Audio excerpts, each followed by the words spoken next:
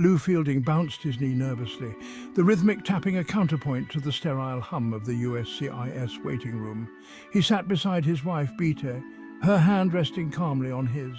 "It'll be all right, Liebling," she whispered, her German accent a familiar comfort. He offered a tight smile, his stomach churning with a potent cocktail of anxiety and anticipation. A digital display flickered, their number illuminating the screen. Lou's breath hitched as they stood, Beate squeezing his hand reassuringly. They walked hand in hand towards the interview room, each step a step closer to their American dream. The door clicked open, revealing a woman in a crisp uniform behind a large desk. "Officer Jenkins," her name tag declared. "Good morning," she greeted, her voice surprisingly warm. "Please come in and have a seat." Lou and Beate settled into the chairs opposite her desk, the weight of expectation heavy in the air. Lou couldn't help but notice the framed photographs adorning Officer Jenkins' desk, smiling faces, beaming children. Taking a deep breath, Lou reminded himself that they had built a life together, a testament to their love. Welcome, Mr. and Mrs. Fielding. My name is Officer Jenkins, and I will be conducting your interview today. Officer Jenkins's gaze swept over them, her demeanor professional yet disarming. S3, good morning. S2, good morning. First, let me assure you that this is simply a routine process. We are here to learn more about your relationship and verify the information you have provided in your application. Lou found himself relaxing slightly, the tension easing in his shoulders. He appreciated Officer Jenkins' direct and approachable manner. He stole a glance at Beate, relief washing over her features as well. Her hand reached for his, their fingers intertwining on the table between them. Now, Mr. Fielding, can you please tell me a little about how you and Mrs. Fielding met? A wave of nostalgia washed over Lou.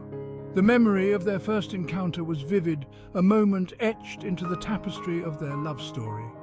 He smiled, a genuine smile that reached his eyes, and launched into the tale of their serendipitous meeting. It was a rainy afternoon in Munich, Lou began, his voice softening as he delved into the memory. I was there on a business trip, feeling a little lost and out of place. I stumbled into a cozy little bookstore, hoping to find an English-language guidebook.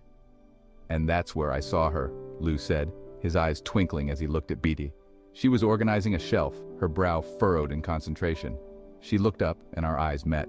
It sounds cliché, I know, but in that instant it felt like the rest of the world just faded away. "He's exaggerating, of course," she interjected, her German accent lending a charming lilt to her words. "But it is true that we struck up a conversation that day." We ended up talking for hours, Lou chimed in, his hand reaching for Beate's. We talked about books, about our lives, about everything and nothing at all. It was like we had known each other forever. He squeezed Beate's hand, his love for her evident in the warmth of his gaze. That chance meeting in a bookstore blossomed into something truly special. "He even attempted to learn German for me," she said, her eyes twinkling mischievously. "I must confess his pronunciation was charming." Hey, I'll have you know I made progress. It sounds like a wonderful beginning, she remarked, her tone warm and conversational. And how did your relationship progress from there? We spent every free moment together we could manage, Lou explained, his voice filled with a hint of nostalgia. Weekends were for exploring hidden cafes, strolling through museums, and simply enjoying each other's company. He recounted their adventures with a storyteller's flair. Hiking in the Bavarian Alps, picnicking by the Seine in Paris, sharing late-night laughs over steaming mugs of Glühwein at Christmas markets. "He even attempted to learn German for me," she said, her eyes twinkling mischievously. "I must confess his pronunciation was charming." Hey, I'll have you know I made progress. Lou feigned offense, his hand flying to his chest in mock outrage, earning a playful nudge from Beate. Officer Jenkins observed their playful banter with a smile, their genuine affection for one another radiating through the room. It sounds like you've made some wonderful memories together, she remarked, her tone encouraging them to continue. "We have," Beate agreed, her voice softening. "But our journey hasn't been without its challenges." She glanced at the file on Officer Jenkins's desk, a tangible representation of the bureaucratic hurdles they had navigated. Lou nodded in agreement. The process had been arduous, a test of patience and perseverance. But through it all, he emphasized, Our love for each other has only grown stronger." He reached for Beate's hand, their fingers intertwining once more. "We've faced every obstacle together, hand in hand." Officer Jenkins, her expression compassionate, acknowledged the difficulty of their journey. "I understand," she said, her voice gentle. "These processes can be quite demanding, but it's important for us to ensure the authenticity of every application." She gestured towards the file. "Now I've reviewed your Form I-485, application to register permanent residence or adjust status, and I have a few questions." Lou's heart skipped a beat. This was it, the moment of truth. He squeezed Beate's hand reassuringly, silently conveying his unwavering support. He knew they had nothing to hide. Their love story as genuine as the rings on their fingers. "Of course," he responded, his voice steady. "Ask away." Officer Jenkins, with a practiced hand, opened the file and retrieved a stack of photographs. "These were submitted as evidence of your relationship," she explained. Beate leaned forward, her eyes lighting up as she recognized a familiar snapshot. "Oh, this one!" she exclaimed, pointing to a photo of her and Lou at the Eiffel Tower. Lou chuckled, the memory still vivid in his mind.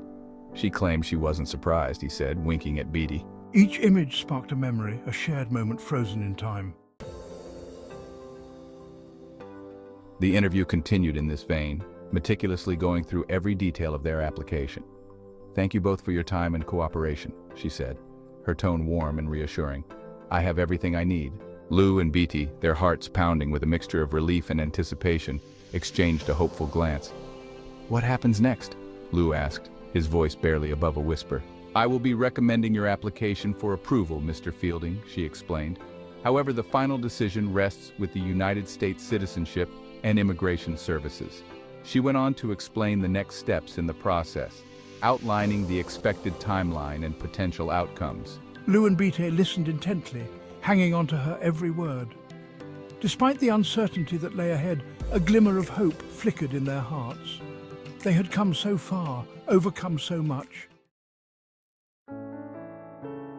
As they rose to leave, Officer Jenkins offered a parting piece of advice.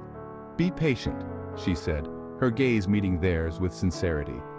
"The wheels of bureaucracy can turn slowly, but your love story is a powerful testament to the enduring nature of human connection." They stepped out of the interview room, the weight of the past hour pressing down on them. The waiting room, once a source of anxiety, now felt different, imbued with a sense of cautious optimism.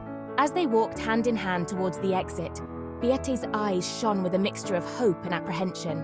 Lou glanced at her and squeezed her hand reassuringly. They had shared their story, bared their souls, and hoped, prayed that it would be enough. They had faced challenges, weathered storms, and emerged from it all, their love stronger than ever.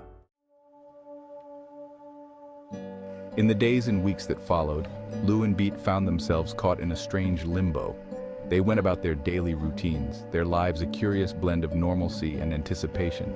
Every ring of the telephone, every knock on the door, sent a jolt of nervous excitement through them.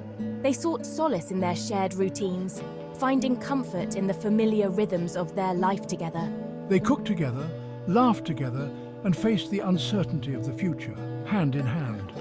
Through it all, their love for each other remained a constant, a beacon of hope guiding them through the darkness.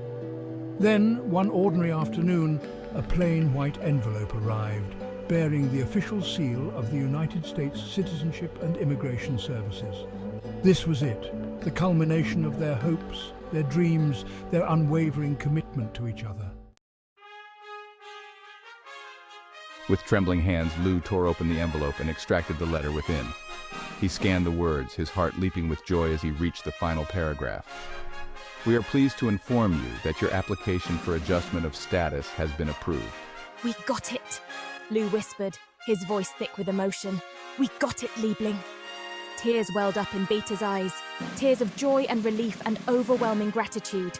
Beate threw her arms around Lou, burying her face in his chest as a sob escaped her lips.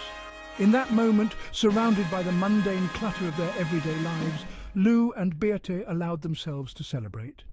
They had jumped through hoops, navigated bureaucratic mazes, and emerged victorious. Their love story, a testament to the enduring power of human connection, had been validated, formalized, given the official stamp of approval. They were free to build their life together, their American dream within reach. their love the solid foundation upon which their future would be built.